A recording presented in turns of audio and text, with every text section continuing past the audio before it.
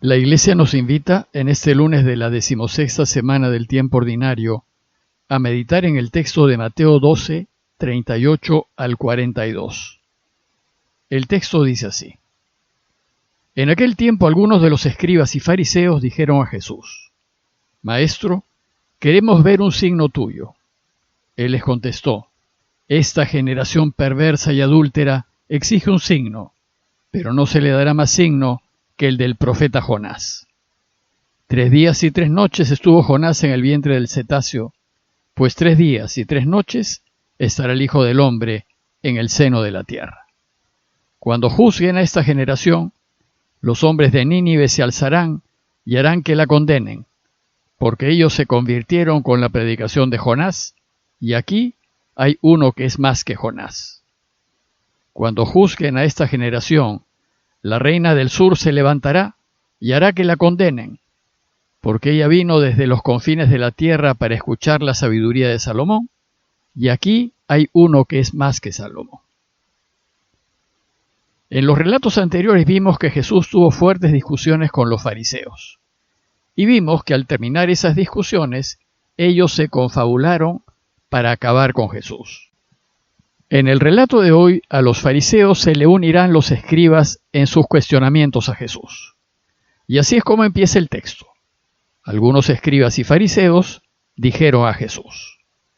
¿Pero quiénes son estos escribas?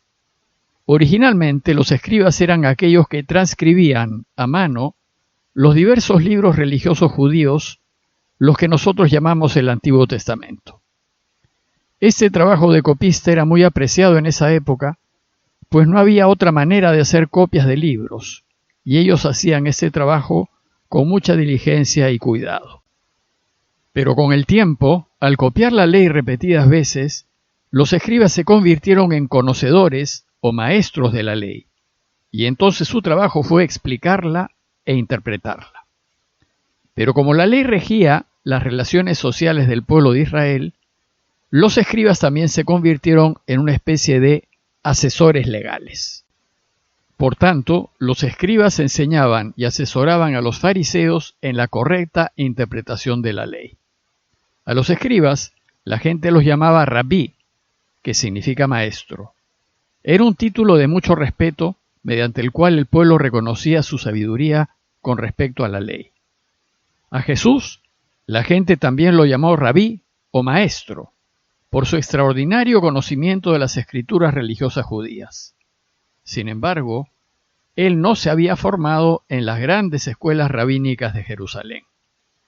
Nadie sabía dónde se había formado, excepto que venía de un desconocido asentamiento humano llamado Nazaret. Y en palabras de Natanael, de Nazaret, nada bueno se podía esperar. Lo cierto es que Jesús interpretaba la escritura y la explicaba como ningún otro rabí lo hacía. Y su interpretación no solamente era acertada, sino además asombraba a la gente y desconcertaba a los escribas profesionales. Ciertamente, él no fue un maestro convencional. El texto de hoy es una muestra del manejo que Jesús tenía de las escrituras judías. Entonces dice el texto que escribas y fariseos le dijeron: Maestro, queremos que nos hagas ver un signo. Ver un signo. ¿Por qué los escribas y fariseos le piden a Jesús un signo? Sucedía que Jesús los tenía desconcertados, pues si bien hacía signos extraordinarios que podían llevar a pensar que era el Mesías, no eran lo suficientemente claros como para eliminar toda duda, pues también había otros que hacían signos extraordinarios y que no eran Mesías. Los escribas, que eran muy apegados a la ley, querían un signo que les permitiese verificar en la ley, sin dudar ni poder dudar, que efectivamente Jesús era el esperado Hijo de David. Vimos en días pasados que Jesús dio muchos signos de ser el Mesías. Sin embargo, para ellos, esos signos no fueron de poder y de fuerza extraordinaria que les permitiese pensar que él podría destruir a los invasores romanos. Los signos de Jesús solo señalaban que él es un siervo del Padre, con el deseo de hacer solo su voluntad. Y si bien ha demostrado que cura, que perdona y que hasta devuelve la vida, con esos signos no se podrá echar a los romanos de Israel. Jesús entonces se molesta ante la incapacidad de ver que tienen los escribas y los fariseos de la ley. Y entonces, desafiando su ceguera, les responde: esta generación malvada y adúltera reclama un signo. La expresión generación malvada y adúltera era una expresión común de rechazo que se puede encontrar en el Deuteronomio y en los libros del Antiguo Testamento. Jesús usa esta expresión que ciertamente conocían los escribas para manifestar su fastidio ante su cerrazón y su ceguera. La escritura judía llama adúlteros a los que son infieles a la alianza entre Dios y el pueblo. Y Jesús los llama también a ellos adúlteros, lo que debió molestarles muchísimo.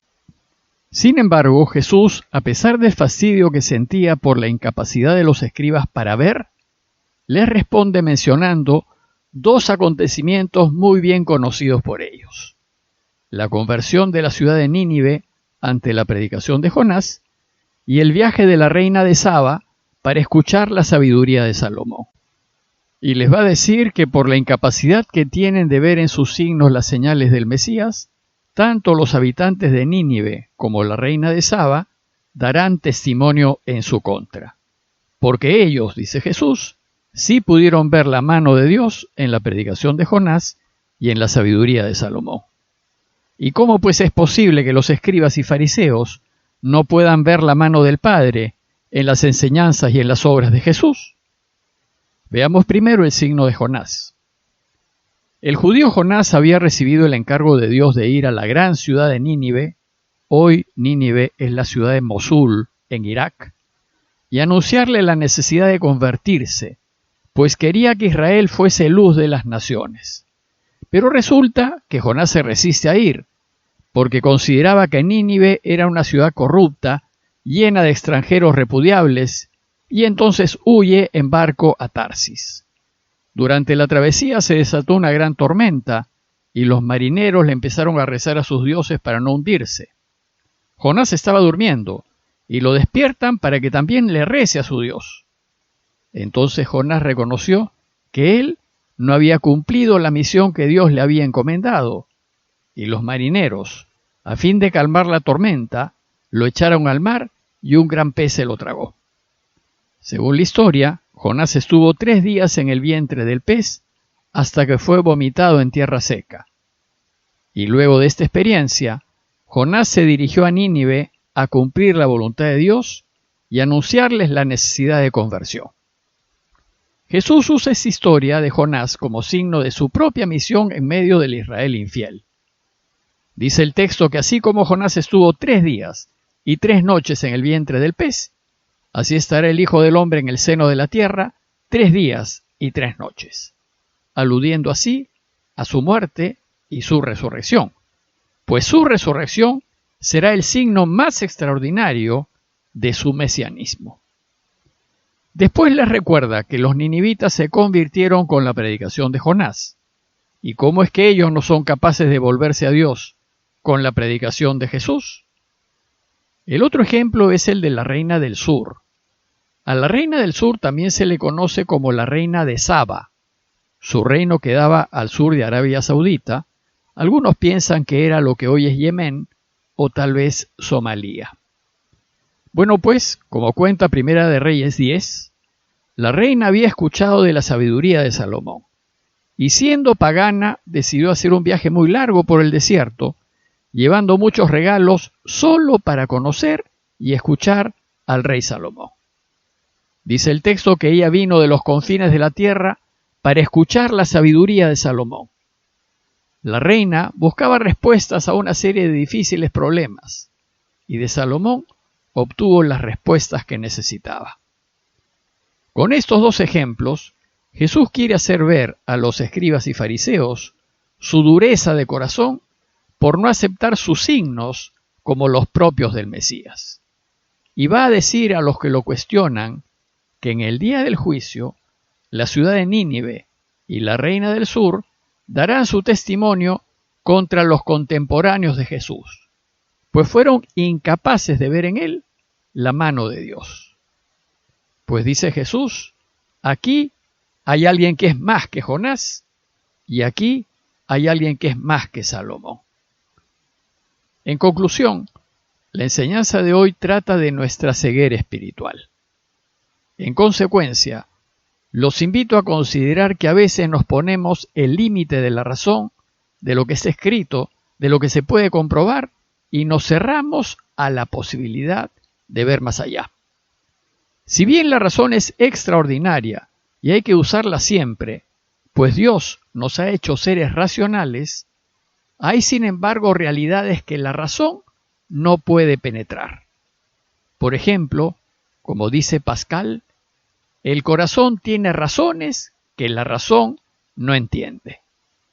Pues el amor a veces no es entendible, y entonces la razón afirma que el amor es ciego. Y preguntémonos, ¿cómo es posible que ante las maravillas de la creación no veamos la mano de Dios en ella? ¿Cómo es posible que ante todo lo que Dios nos ha dado y ha hecho por nosotros, no reconozcamos el amor que nos tiene? Es cierto que la maldad de alguna gente nos hace cerrar los ojos a Dios y a las enseñanzas de Jesús, pero muchos más son la gente buena, y sin embargo, tampoco vemos en su bondad la mano de Dios.